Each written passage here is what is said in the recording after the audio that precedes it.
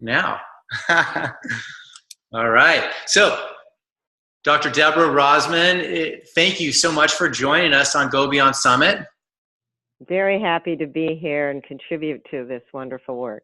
Yeah, well, I wanted to have you and speak with you on our summit, on our whole body, whole brain summit, because HeartMath is something that you can quantify where your heart is at. And we've always been such huge, massive fans of leading with your heart.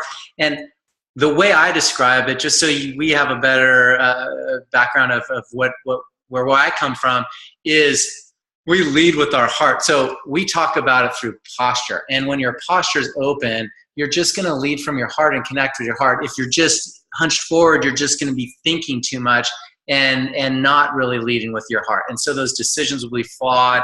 Your performance is flawed. So please talk to us. Just give us just a quick background on what is HeartMath.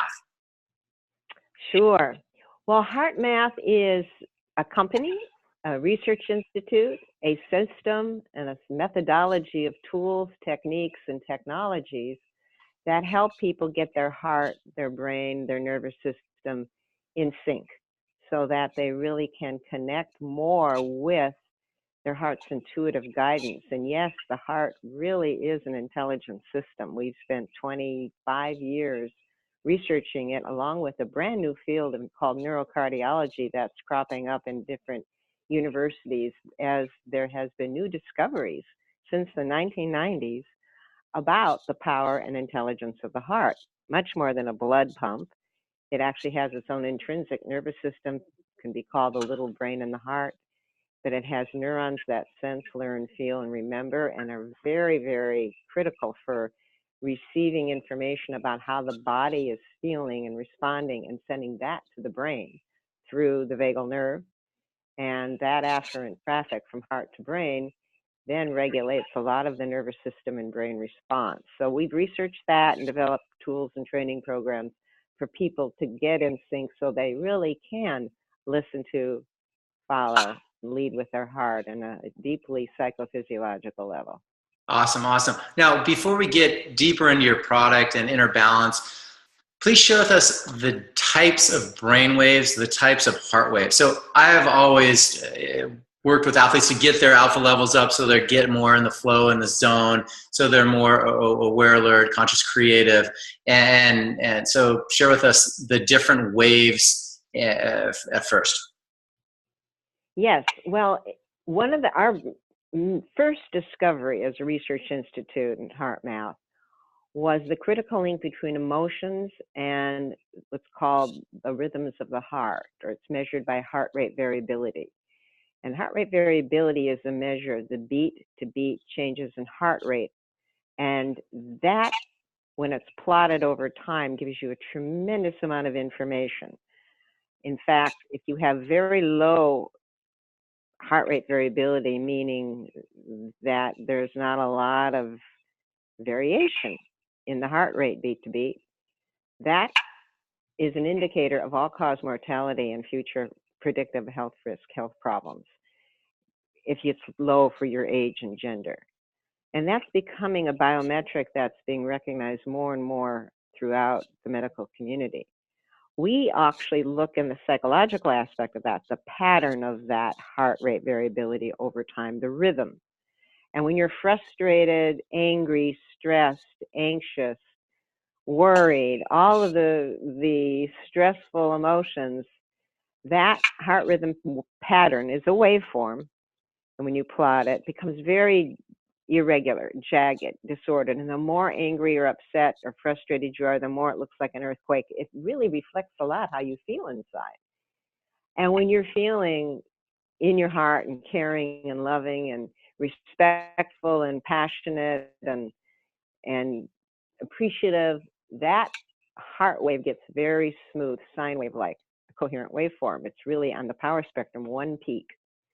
And that one peak is where the heart and brain really sync up.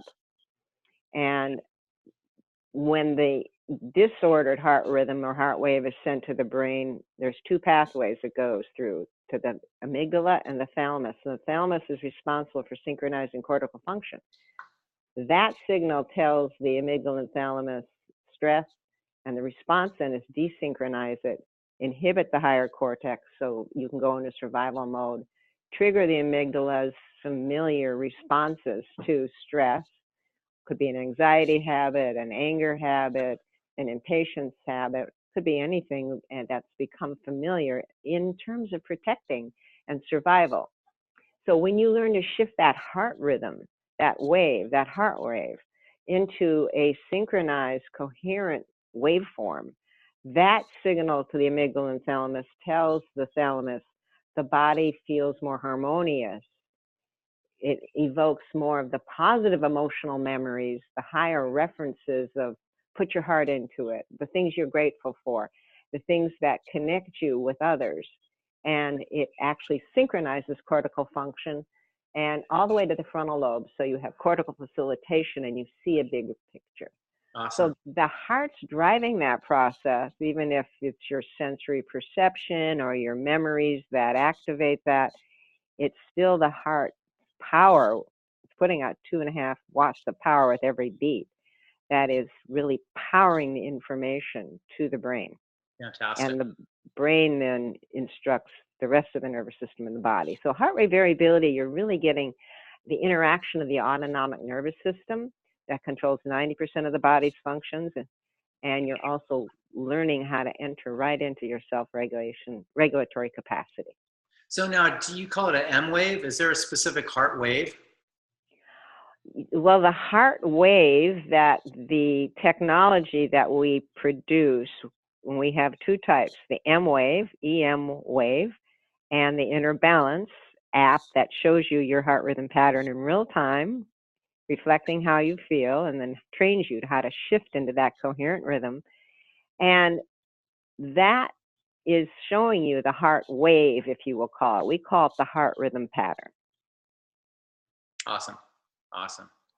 Awesome. Well, great. Well, what is the norm for coherence? I mean, you guys have your, and I just pulled it up on my phone, but you have the Inner Balance app. And so we plug it in and we put that, and as you saw, I had it in my ear right before we started, because of course I have to use it, but it checks your pulse and gives you your heart variability, and your coherence number is actually registered after you go through however long you were going to do it.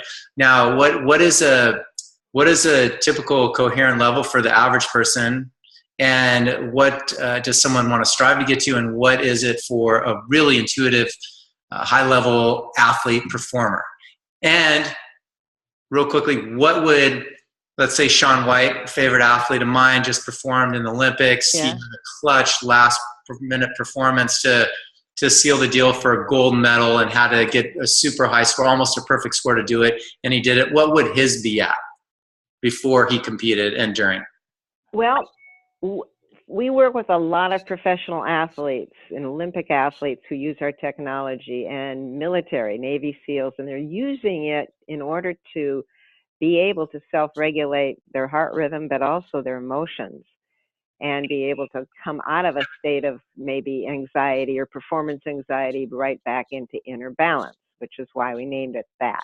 And the app is free, but like you said, you do need a pulse sensor that will convert your heart rate into heart rate variability, and then the algorithm looks at the degree of coherence in the heart rhythm. So when you're in the zone or preparing to get in the zone, everything is from flow and sync. So this is going to give you a training with the heart feedback of when you know, building an internal reference of when you're starting moving into that flow state or zone state. It's the first level. And you can feel as you train with this when you get in sync, but that also gives you the ability, the higher perception, so that when the old anxieties or worries come back, you can shift back into coherence.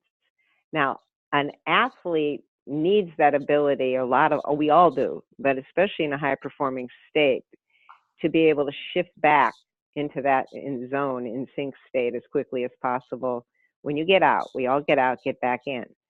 And that helps the whole body as well synchronize the nervous system, the muscles, everything. So you're training yourself to do that. Golfers train themselves out of the yips. Skiers train themselves to get in the zone. We had one fitness instructor on the ski slopes and the ski jump have our M-Wave technology right on the jump, and the people had to get in high coherence before they could jump as part of their training modality. Awesome. So it's really a training tool, and then over 6 weeks of practice with the technology, you usually have more coherence occurring naturally. Your baseline has changed. There's a neural pathway change because you're starting to train your cells and your nervous system remember that state more and more with the heart rate variability coherence feedback. So what would That's why it's being used by so many athletes. What would that number be? You know, it varies for every person. There's 4 challenge levels on the inner balance or the M-Wave.